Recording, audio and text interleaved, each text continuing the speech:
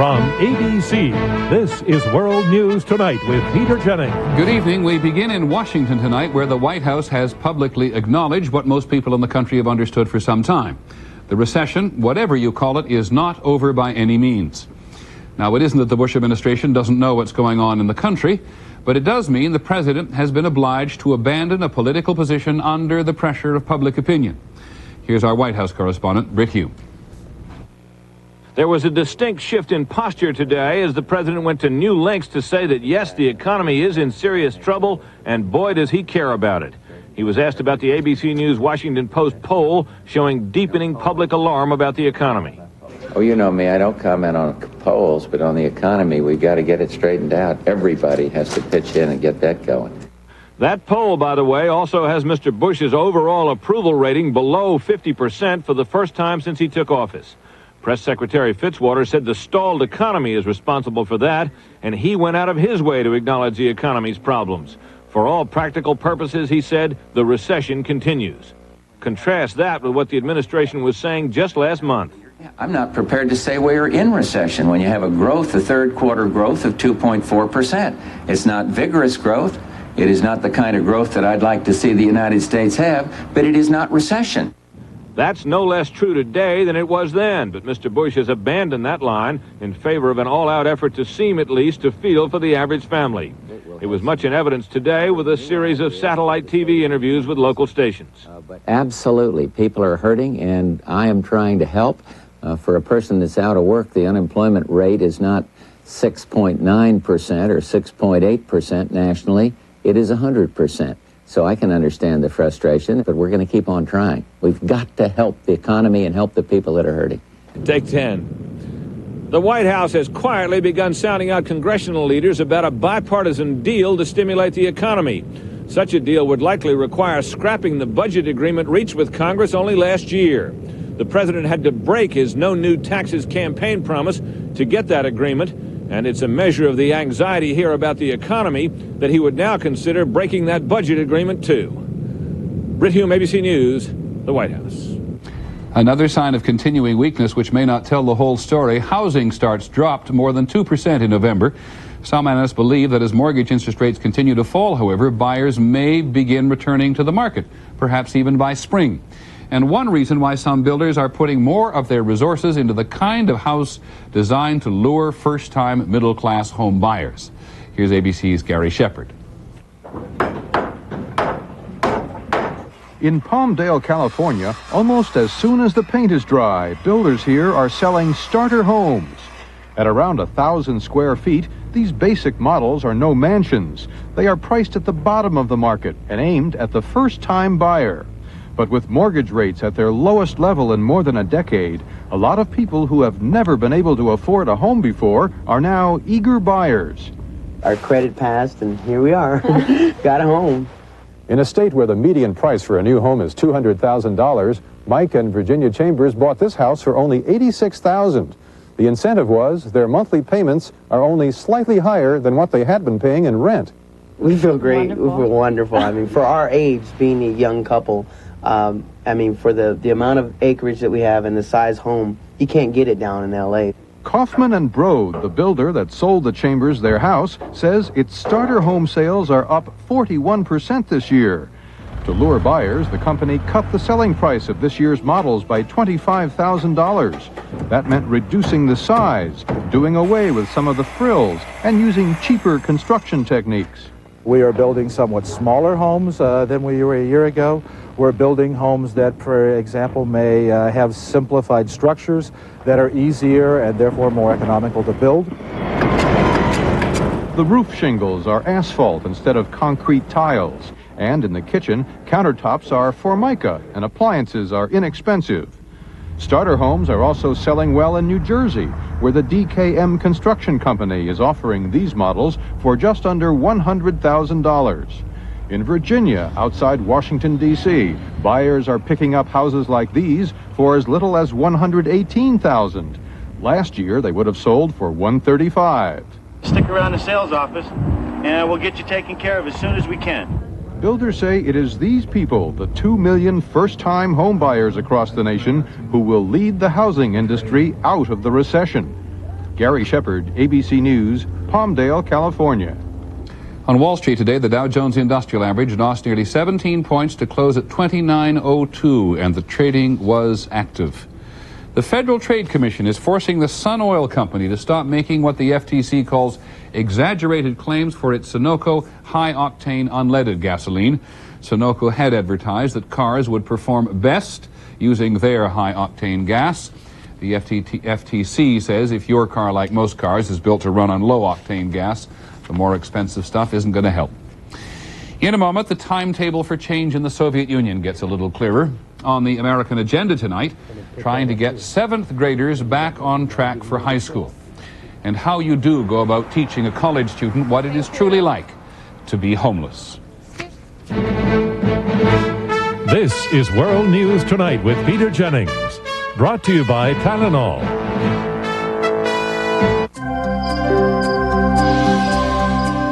Because some aches and pains don't go away when the lights go out, we've created Tylenol PM, specially formulated with extra-strength Tylenol pain reliever for those aches and pains that can keep you up at night, plus a gentle ingredient to help you sleep, so you can wake up refreshed in the morning. From the name you trust comes Tylenol PM, so you can rest easy. This Christmas, you can send a beautiful gift without ever having to leave home. The FTD Season's Greetings Bouquet. It's highly recommended by the one big guy who should know. It's as easy as FTD. Do your holiday shopping with the Discover card, and you'll not only give, you'll receive a cashback bonus for every charge. It pays to Discover. Overseas in Moscow today, there appears to have been some progress in forming a new Commonwealth of independent states to replace the Soviet Union. But there is some anxiety, too, because the Russian Republic seems to be playing such a powerful role. First, the struggle to come up with a new system. ABC's John Donvan is in Moscow. They are beginning to get specific about the transition here. After a meeting at the Kremlin tonight between Boris Yeltsin and Mikhail Gorbachev, a Yeltsin aide said the Soviet flag could come down for good by New Year's Eve. State television added that by year's end, all structures of the Soviet government will either be shut down or taken over by the Commonwealth of Independent States. All Gorbachev said today is that he will not go against the current if the republics agree to replace his central government with a Commonwealth. Instead, he continued to speak about staying on until power has been transferred in orderly fashion. He told some German visitors he would make up his mind exactly what to do after the leaders of the 12 republics meet this weekend. At that meeting, the republics are expected to debate details of what the Commonwealth is and how it's supposed to work, especially on matters of defense. Gorbachev may have some proposals on that subject, but as of now, one of his aides says no one knows exactly how the Soviet legacy will be divided. Who, for example, takes control of the Soviet airline, Soviet banks, the foreign ministry, and government property around the world? The Russian Republic's answer, regardless of what anyone else thinks, is to declare itself the new owner of a lot of Soviet property, even, officials said tonight, of the Kremlin itself. John Donvan, ABC News, Moscow. On the other hand, there are those who say that if Mr. Yeltsin thinks the Russian Republic can easily dominate a new Commonwealth, he has another think coming. And it was easy for the Secretary of State James Baker to pick up that sentiment today during a visit to the Soviet Asian republics. ABC's John McWethy is with him. Secretary Baker saw firsthand today how difficult it could be to form a new Commonwealth. All the talk about new political arrangements cannot easily overcome a history of ethnic and regional disagreements. In the powerful Republic of Kazakhstan, leader of the 5 Asian republics, Baker heard President Nazarbayev say no to a Boris Yeltsin idea that only the Russian Republic would be allowed to keep nuclear weapons, while everyone else had to get rid of them. As long as Russia has nuclear weapons, Nazarbayev indicated, Kazakhstan will too. On another Yeltsin proposal that Russia take the old Soviet seat on the UN Security Council, there was no support from Nazarbayev. Не слышал. I didn't hear of that opinion of President Yeltsin's. That is his own opinion. When most of the republics meet here this weekend in the heart of Soviet Asia, they will try to agree on a new Commonwealth treaty. Nazarbayev is now insisting the new name for this union must be the Commonwealth of Euro-Asian Independent States, or the CEAIS, not a catchy replacement for the USSR. Secretary Baker is trying hard to stay out of all the infighting, but he's getting an earful already. On the nuclear issue especially, he knows that all the bickering could have enormous implications for the U.S. John McWethy, ABC News, Alma-Ata, Kazakhstan. One other note from overseas, all 12 members of the European Community have decided they will recognize the Yugoslav republics of Slovenia and Croatia as independent nations next month. The Republic of Serbia says that decision will, in its words, erase Yugoslavia from the map of the world, something the Serbians say they have been fighting to prevent. When we come back, a powerful cancer drug found in a tree. How's your sinus pain when you bend over? It hurts right in the top part of my nose. I mean, my eyes just ache. Did you know all these sinus pain formulas have the same medicine? Is that right? The Sudafed Sinus? They're all the same, but not this. Dristan Sinus? What's different about this? It's got the modern pain reliever ibuprofen. I would like to try Dristan Sinus. Oh, I feel so much better. I mean, I don't feel any pressure at all. No sinus pain, no drowsiness. This is it, Dristan Sinus. Dristan, the face of relief today. Pain from just one sensitive tooth can start the domino effect. Pain can make you stop brushing, lead to plaque buildup, gingivitis, periodontal disease, even tooth loss. Sensodyne toothpaste helps stop the pain and the domino effect. When Mom gets a cough and cold, everyone suffers. Mom, Dad's ironing. Time to doctor that cough with Robitussin. Look, Mom's feeling better. Robitussin, recommended by more doctors, pharmacists, and Dr. Mom. At Red Lobster, it only happens for the next few weeks. And it's just $7.99. Introducing a brand new shrimp combination. And wait till you taste it. First, we took a touch of honey and created new honey barbecue shrimp. Then the tang of lemon for new lemon broiled shrimp. Two new tastes together at a special low price, just $7.99. But for a limited time. So hurry to Red Lobster. And for holidays at home, party platters to go. Ready in just 1 hour. There has been an important development in the fight against breast cancer. Evidence that a new experimental drug called Taxol, which comes from the bark of the Pacific yew tree, is remarkably successful in treating breast cancer even after the cancer has spread. Here's ABC's George Strait. In two separate studies of almost 100 women with advanced breast cancer, Taxol reduced the size of the tumors in 50% of the patients. In 11%, the tumors disappeared entirely. This is all breast cancer that has spread to the bone.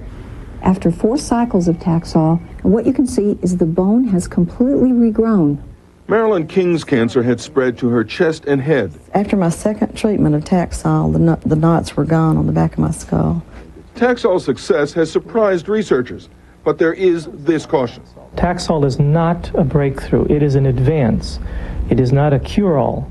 It is one more tool that we will have for dealing with advanced breast cancer. In addition to breast cancer, Taxol has shown limited success in treating lung and ovarian cancer. The biggest problem with Taxol is its limited supply. There just aren't enough Pacific yew trees to meet the future needs of people for whom Taxol may be their last hope. My prognosis probably would not have been, too great. So yes, I'm very grateful for Taxol. FDA approval of Taxol is expected within 3 years. By then, scientists expect to have developed a way to manufacture the drug instead of having to depend on the bark of this tree. George Strait, ABC News, Washington. There is some new evidence today about what causes a man to be homosexual. A new study suggests that the answer, to a very large degree, may be found in a person's genetic inheritance. Here's ABC's John McKenzie. Researchers at Northwestern and Tufts universities examined 167 gay men and their brothers and found the more similar the brothers were genetically, the more likely both would be gay. Among brothers who were adopted, sharing no genes, the study found that when one was gay, 11% of the time, so too was the brother. Among non-identical twins who share some of the same genes, the rate of both being homosexual rose to 22%. And among identical twins sharing the exact same genes, the study found that when one was gay, 52% of the time, so too was his brother.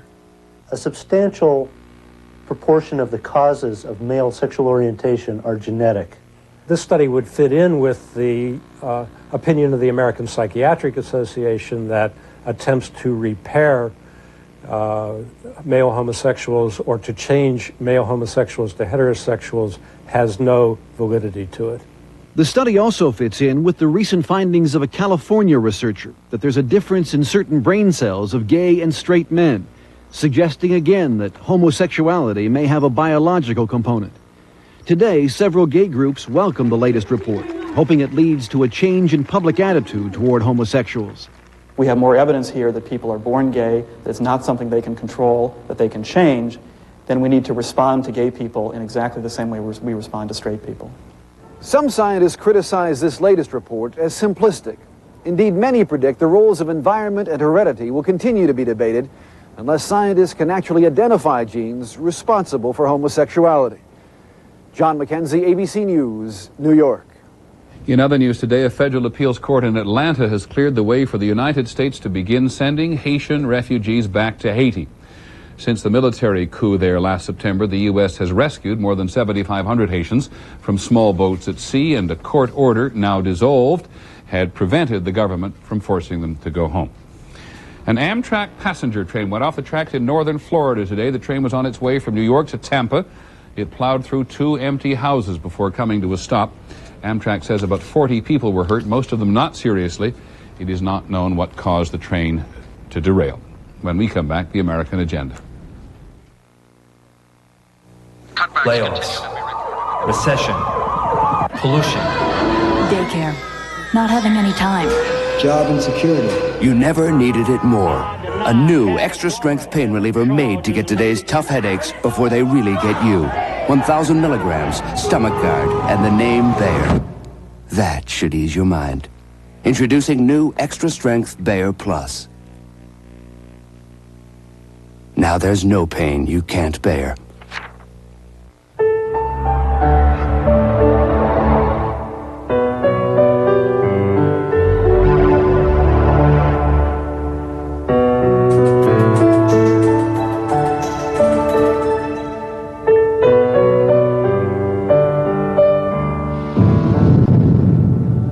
Chrysler Fifth Avenue at $22,000, the perfect balance between self-indulgence and common sense.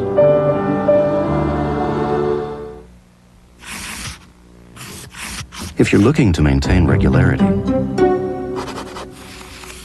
look here. There's a drug-free way to do it, and Kellogg's All-Bran can be an important part, because a high-fiber diet, including Kellogg's All-Bran, can give you the fiber you need for drug-free regularity.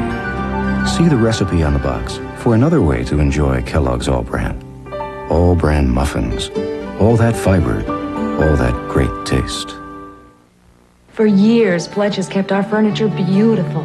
Well, now New Pledge does even more. With a special dust-resistant formula called Dust Block, now Pledge actually repels dust. 2 weeks ago, I polished the word Pledge into this table. Watch. New Pledge repels over half the dust I'd get just dry dusting. Pledge with Dust Block, it actually repels dust. Also try New Pledge Household Cleaner. Not a polish, but a liquid cleaner to deep clean all your wood surfaces. From SC Johnson Wax. On the American Agenda tonight, education, making up for lost time. For many years, the conventional wisdom has been if you fail in one grade, you're not ready to move on to the next. Thus, thousands of children lose time when they're held back. Well, it's now widely believed that the practice does more harm than good because somewhere along the line, so many of these children who are left behind become so discouraged they end up dropping out. Tonight we've put this proposition on the American Agenda. Should you take those children who are held back and actually push them ahead? Our Agenda reporter is Bill Blakemore. High school kids are so impressive to 7th graders. Their grown-up freedom so enviable that if you're held back and cannot enter high school when others your own age do, you feel left out, banished, a failure. 90% of all 14-year-olds who are still in 7th grade because they've been held back twice will drop out. 90% of them. But not in Bainbridge, Georgia. Which one of these things can we take away from to try to balance it? Here, a one-year program called ALTO, for Alternative Opportunity, is sending 97% of such 7th graders back to successful high school careers, back with classmates their own age. For the first time in their life, they've got a chance, and that thrills them. The deal is they can make up the years they've been held back in 1 year and catch up with their classmates if they work really hard. I just want to get in my right grade, to graduate and go on to college and be what I want to be. Let's shoot everybody, then we're going to play back what we've done. Alto teachers start out with some attention-getting techniques to get kids engaged with learning. Action! Like acting out a shooting scene from a novel. Then using a videotape of it to begin teaching self-awareness of how they talk and act. You can look and evaluate yourself, see how you did, where you could have done better, where you did well, what would you do different next time, okay? Somewhere along the line, teachers gave up on them that they could learn the quote-unquote good stuff. Not here. As days go by, Alto kids know exactly what's expected of them. By next June, they must finish 270 carefully designed tasks, which they keep close track of on wall charts. Some are easy, like taking clear notes. Some hard, like writing a mini-novel on ancient Greece. He conquered territory up to Macedonia in the north. Alto's creator, Richard Johnson. You cannot restore a student's self-esteem by feeding them pap. You've got to make sure they understand they're getting some difficult, complex material. To help with that, Alto teachers do much less lecturing and give more individual help. To make that possible, these classes are kept to a maximum of 18 kids. We're just asking the kid to change your attitude. Come in here and give us your best shot. We're going to work for you. You work for us. If you put this little piece up here and Johnson believes all American schools should find the money to make an 18-to-1 student-teacher ratio the norm, for reasons that are obvious here. They take up a lot more time with you, they explain it, and if you get it wrong, you get chances to do it back over. The Alto teachers also give kids the freedom and responsibility to work on tasks each at his or her own pace, and to help each other out, all of which builds confidence. They let you work in groups you learn more instead of just sitting in the desk and the teacher talking. As often happens with the best new programs designed to help a particular kind of student, the teaching techniques which work here would be good for any kind of student.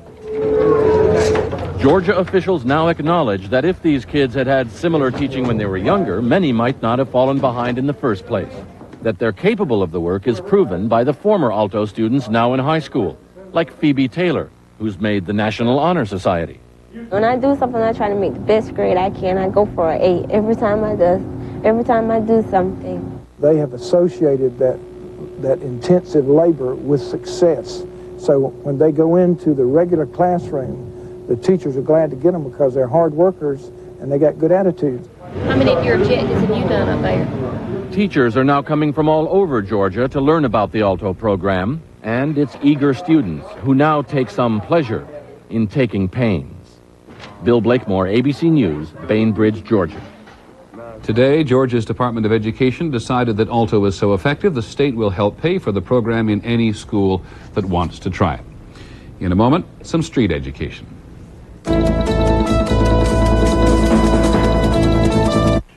You know, I can still remember the very first candy given to me by my grandfather. It was Werther's Original, and I was 4. I had a little trouble opening that shiny golden wrapper, but then, well, I'll never forget that first taste. Sweet and creamy and just plain good. But there was something else, too. I remember feeling I must be somebody very special when my grandpa gave me his wonderful butter candy. So, now I'm the grandfather. And what else would I give my little grandson but my Werther's Original? He's somebody special, too. First Contact wrote the book on cold medicine, and now a new chapter, Contact Day and Night. Day caplets for non-drowsy cold relief. Night caplets to relieve your symptoms to let you rest. New Contact Day and Night, a whole new chapter in cold relief. It's not Waterford Crystal or a Hasselblad lens. It's a headlamp. And if you think that's impressive, wait till you see what's attached.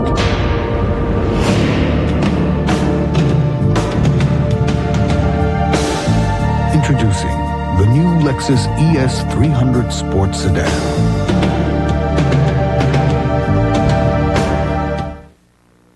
A tragic accident claimed the lives of 4 UT students. I'm Bob Mueller. We'll learn more about 2 of the local students killed in that accident tonight at 6. Finally this evening, the value of field experience. This is a story about learning what it is really like to be down and out, to get more than an academic understanding of what it is to be homeless. There is such a course at a number of universities, and ABC's Ken Kashiwahara has been looking over the shoulder of some students in California. Could you spare any change? It is a college course requirement. Students learning about homelessness by temporarily becoming homeless. Just 1 hour of panhandling taught Heather Larson how the homeless feel. They looked at me like I was dirt or something. It lowers your self-esteem, and I just felt really, really bad inside. Could you spare any change? I kind of felt like I was shut off from the world, like I wasn't included in society. Juana Rodriguez learned how to apply for welfare and food stamps.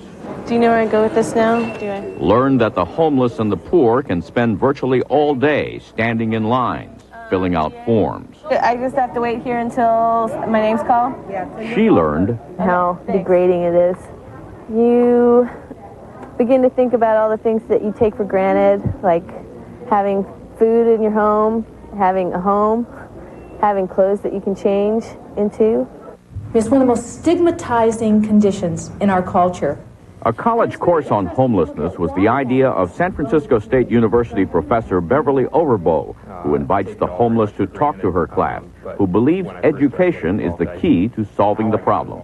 I don't want my students, when they're my age, when they're 40, to have seen a social problem of this magnitude grow and feel powerless.